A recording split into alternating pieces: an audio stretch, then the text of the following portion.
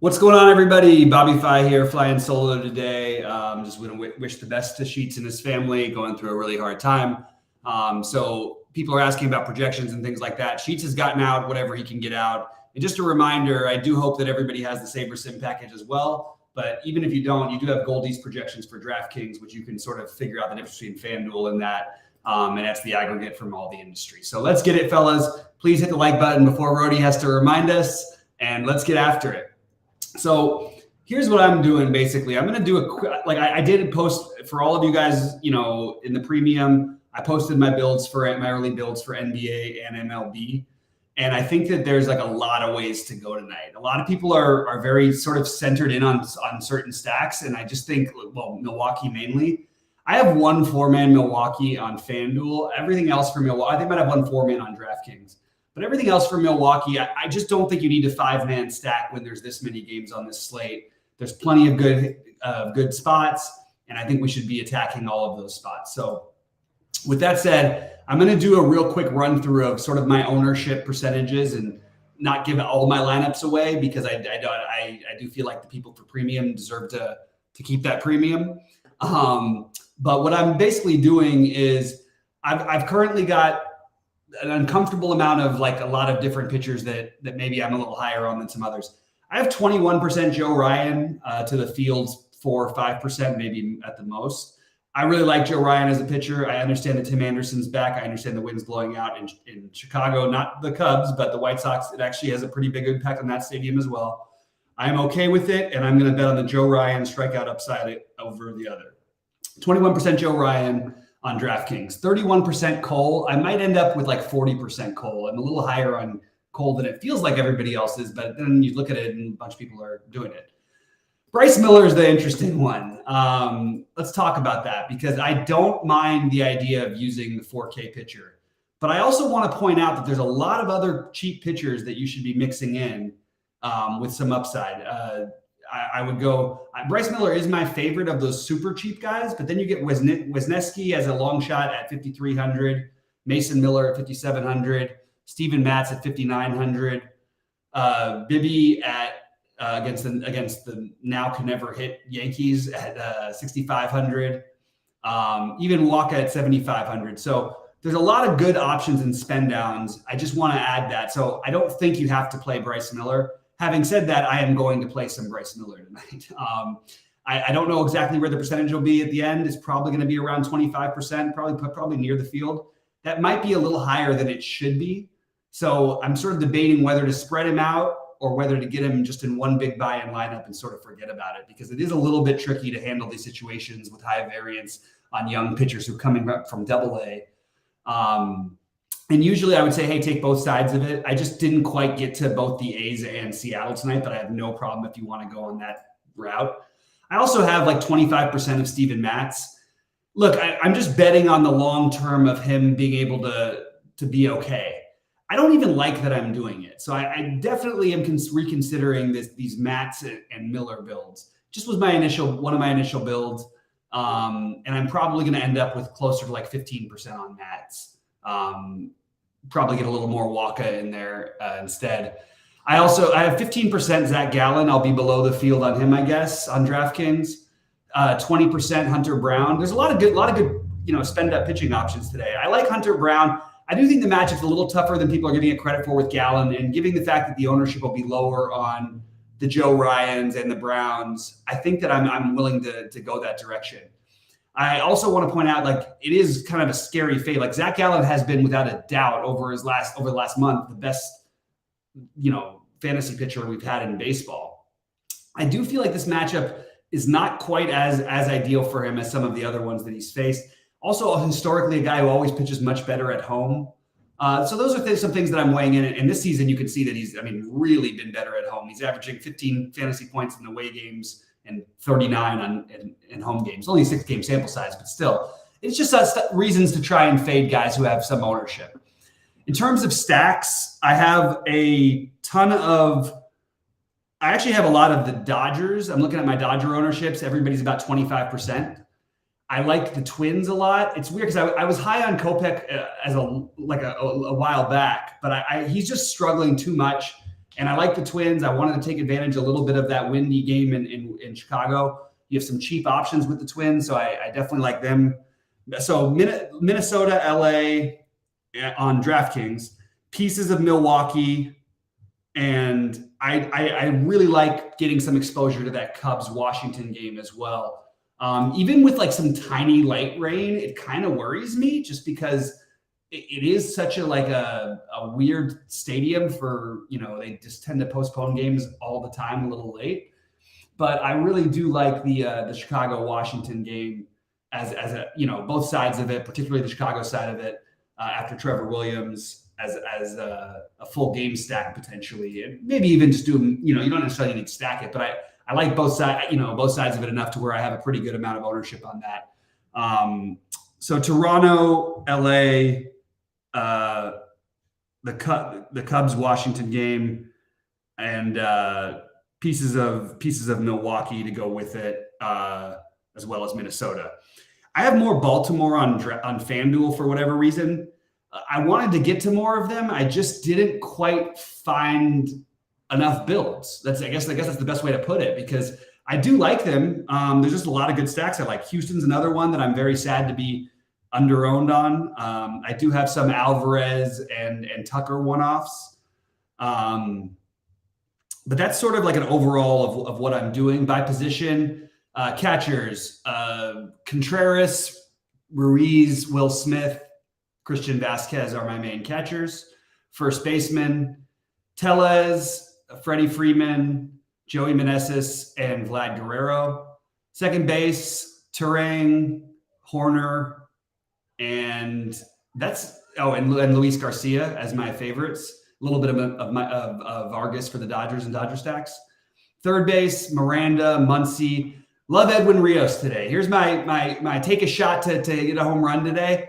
I think Edwin Rios goes yard today. That's my prediction. I love him at 2,200. It's a little messed up because it's a lot of eye tests for me. Like I watched this guy take batting practice so many times for the Dodgers. I watched him play in game. I mean, there was a year where his home run per at bat was, I believe, better than anybody in baseball. Just an immense amount of power. I like getting to him some. But Muncy, Miranda, Rios, Chapman. Shortstops, Correa, Betts, Swanson, Bichette. Outfield, I've got a lot of Winker, Larnack.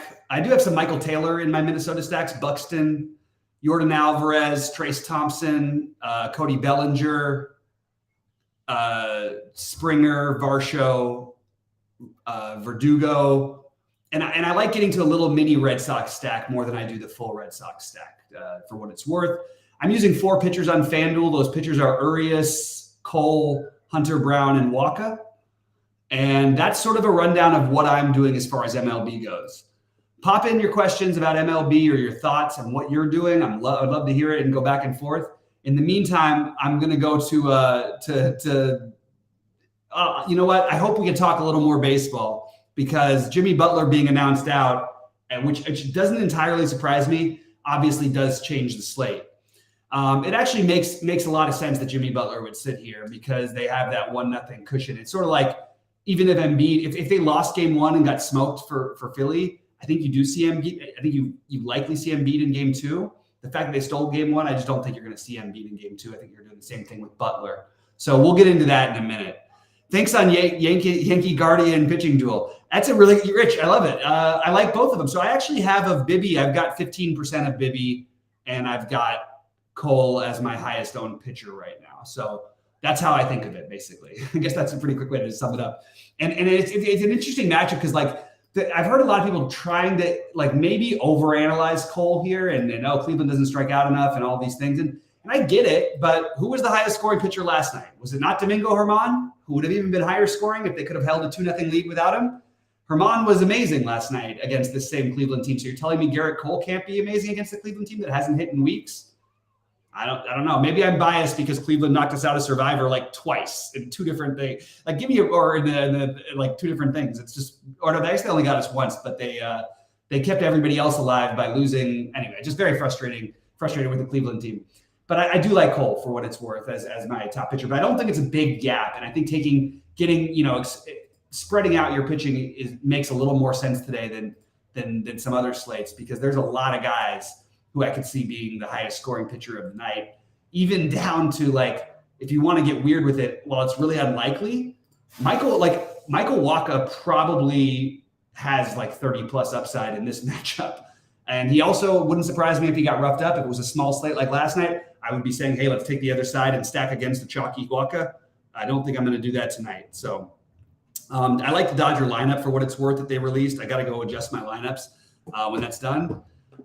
Yeah, see, I love this question from Forrest. I did look at Tyler Wells. Like, I really actually, I'm a believer. Okay, to some extent, it's hard for me to argue him over Wacha given the matchups, but maybe that's wrong. You know what I mean? Maybe that could even be a mistake that I'm making, because you get Tyler Wells at no owner. Like Wacha, if he's coming off a bad, like if he struggled in that one start and then he's been really good at different times, but you're not going to get much ownership on Wells, and I think he's completely viable. Maybe he's a little worse than Wacha is in this given the matchups, but he can't be that much worse. Although Wacha's not getting enough ownership either. Maybe that's what I do to answer Forrest's question. Maybe I play a Wacha and Wells lineup. My issue with Wells and Wacha, for that matter, although I do believe Wacha has the upside against this occasionally just absolutely. I mean, they're not a good hitting team, the Reds. They've got some interesting pieces, like every team in baseball.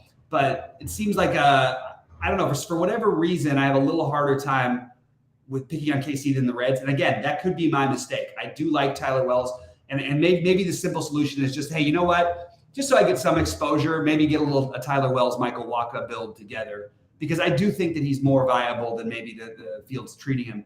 I'm just surprised to see that, like, I mean, you're looking at the ownership, that Goldie's projected ownership right now, which, again, the aggregate across the industry, you've got nobody above 30%, with Zach Gallen as the highest owned pitcher against a team that we've been stacking most of the beginning of the season. I will be lower than Gallen. I will be lower than on Urias, and I will be higher on Cole. I will be higher on Hunter Brown. I will be higher on Joe Ryan. I will be, and the problem with playing the other guys is, like, one of these studs is getting 30 tonight almost all the time here.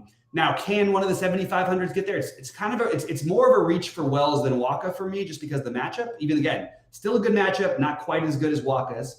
Not quite as good of pitching conditions in San Diego look pretty good, but and as far as Bryce Miller, I actually like Bryce Miller. Mason Miller is the one I'm having a little bit of a harder time getting to at 20% ownership.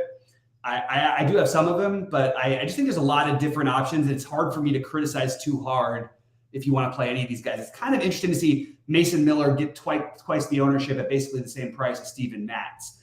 I know Matz has been bad. I still believe that he's a good enough pitcher to get through a weak Angels lineup, especially. I mean, you've got what's his name leading off tonight. You've got Zach, the Neto, whatever, leading off. It's just not a very, without Ohtani in there. I know it's lefty. It would have been lefty, but I don't know. There's just a lot of pitching options you could go through that I'm not going to really take too much time to argue about. Goldie's boy is which Miller though? Rody, which Miller is Goldie's boy? Because both Millers are going to be extremely high owned. And it's interesting on a slate where we have Garrett Cole, Zach Gallen, who's turned into the best pitcher of all time. Urias at 9,100 is a fair price. Hunter Brown, who I like a ton. And then you've got the unowned Joe Ryan. All of those guys can put up 30 plus. To be honest, those guys can put up 40. So will the 15 from the Millers do? And Mason Miller. So the problem with Mason Miller is I actually think I think Seattle's match. Like Mason Miller. My issue is that I think that it's a little bit of a tougher matchup. I do think Seattle's offense is going to start clicking at some point. I actually think I'd rather pick on the A's if I had to pick on one of the two. And but good pitching conditions, certainly no issue. But Mason Miller is the one I will be lower on personally. That extra 1,700 actually does make a difference too. But I think that we might be. I'm into the future of Mason Miller. I'm into the future of Bryce Miller. But we've got Mason Miller, and he hasn't gone more than 4 innings in a start yet. This matchup is the toughest one he's faced, debatably. I guess you could call it the Cubs because they've been awesome. But I know that Seattle hasn't been great to start the season. There's still some good hitters in that lineup. So personally, I'm siding a little bit more with Bryce Miller. That's where I'm at. And guys, if you want to fire on an NBA questions, go ahead. I'm going to try and update the projections. But again, we can always go back and forth to basketball, to basketball and NBA. And I like Forrest's point here that the entire 7K range is being ignored. It's true, and the reason is because these under 6K guys are sort of popping a little bit. And it's because you have great stuff at the top. So people aren't going to do the mid-range thing. In general, I would say that is a good idea. A good time to attack these teams is when that happens. So sorry, I got a message from my kid.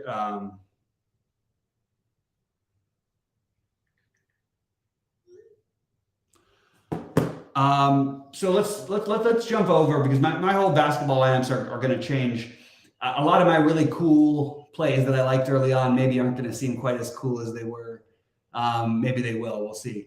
You got to like the Knicks tonight without Butler. It'd be pretty amazing if Miami could pull off a win here.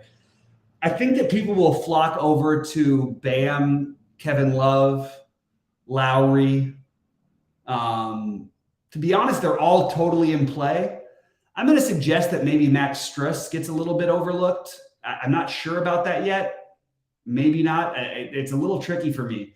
And it's hard for me to see how they really contend in this game without Butler. Already missing Hero, obviously. But I guess if I had to rank them, I think I would go Lowry. Lowry, one of either Caleb Martin or Gabe Vincent, Kevin Love, Bam, Struss, Ben Robinson. Boy, it could get ugly, though, a little bit tonight. I mean, don't forget, though, teams do step up, but maybe we can, that's a tricky one for me to figure out. On the Knicks side tonight, I am probably going to just suck up and play Julius Randle, assuming that he's starting. I think he will play.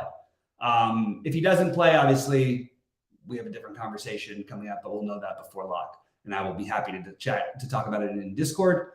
But I do like Julius Randle. I don't find any of the other Knicks to be a priority for me. The next one I'd want to play would be Brunson, but I'm probably not going to get to him because I like the last game a little bit better.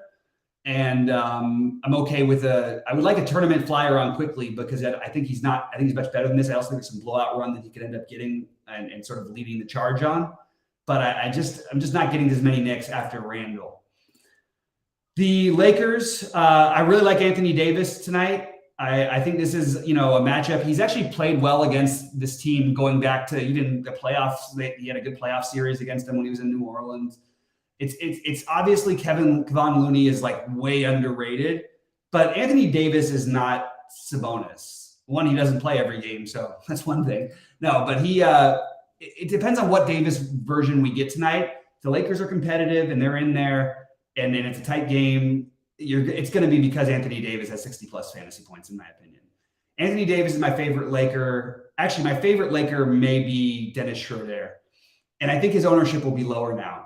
My thoughts on this series are, I like Golden State to win the series, and I'm a Laker fan. Obviously, I'm rooting for the Lakers, but I like Schroeder and Vanderbilt tonight, because I think when you're talking about guarding Steph, they're literally the only two guys outside of, you could argue for Austin Reeves. I just don't think the lateral quickness is there, and I don't think that there's certainly no way D'Angelo Russell can guard him. I actually use a chance D'Angelo Russell doesn't even close some of these games that are close. I think you might see Schroeder out there because he's it's not that he's like an elite defender, but he's a hound. If you give him one job, he'll go out there and do it. So I'm into the idea of Vanderbilt and Schroeder will take Steph a lot of the game, and I'm going to be overweight on both those two guys in a significant way. Anthony Davis being my other favorite, followed by Austin Reeves. But I like all four of those guys. I'm going to be well under on D'Angelo Russell. If he beats me, great. Then the Lakers probably win. I don't like Russell on the defensive end in this series. I think he struggles, and I think that the Lakers end up having some games where Russell scores 40 and some games where Russell scores like 15 or 20 fantasy points, not 40 real points. Then on the Golden State side, this could be the one the Lakers should try to get, because you've got Golden State playing on, it's going to be every other day now for them anyway, but you saw how exhausted they looked after that 7-game series. By the end of it, Wiggins and Clay, especially Clay, looked really spent. But they did have, they did get the extra half day because it was a noon game. So even those little things make somewhat of a difference. But maybe some of the fire is out of them a little bit, and maybe this is the one the Lakers can try and swoop in. Obviously, I like Steph. I do think that if you're playing Golden State, you have to play. If you're playing this game as a stack, I really think you have to try to prioritize at least one of Steph, Clay, Draymond. And then maybe you could say Wiggins if you're not playing the other three. But even that, I probably would want two of those guys. In general, if it was a giant slate, I would be saying try to keep your Steph lineups without Draymond, but you can play it more with Clay or more with Wiggins. And I also think there's an outside chance that Jordan Poole goes off at points in this series because they're going to pay attention to Steph whenever those other guys are on the court. So whether it's Vanderbilt, that other guy's not going to be on Poole very often. I just feel like this could be a series for Poole. So look out for a weird Jordan Poole game. Maybe tonight's not the night, but I do think you want to get exposure to all those guys. My favorite is Curry, followed by Green, followed by Clay, followed by Poole, followed by Wiggins, followed by Looney. I do think it's going to be a little harder for Looney to put up the same types of numbers that he did in the last series in this one. I think some of it will shift over to Draymond, some of those rebounding numbers you'll see, just because I don't think they're going to let Looney go out there and get like 11 offensive rebounds in a game. So I wanted to throw that. The way to approach Miami with no Butler is a really tough question. Like I said, if Lowry, but the problem is if this game does get blown out, he's probably off the court early, but he's going to try to do his best, and Lowry can still do it. So I'm going to say that Lowry is now my priority from the Miami side of things, regardless of who's starting or whatnot. I do think Caleb Martin or Gabe Vincent, you want to try to get one of those two, and then you want one of Kevin Love, Bam, or Struss. I don't want to say a minimum, but likely you want three guys for Miami at least, and that's the way I would divide it up. Anyway, guys, I'll be in Discord all night. I'm going to try to get a weather update. I'm going to try to get a weather update and go from there because I need to figure out, and then I've got to get my Dodger builds, change some players in that are out, and see if I want to change anything else. But I appreciate all you guys very much. Please hit the like and make sure you're subscribed. If you're not in our Discord, you're making a big mistake, and I will post the Discord in here. Love the action in our Discord, especially the premium is just like awesome these days. A little bit quiet last night, kind of a weird slate, but I think we'll be firing tonight. So I'm excited to see how we do. Anyway, I appreciate you all. I'm going to end the stream and say good luck to everyone tonight. Any questions, I will be in premium chat all night.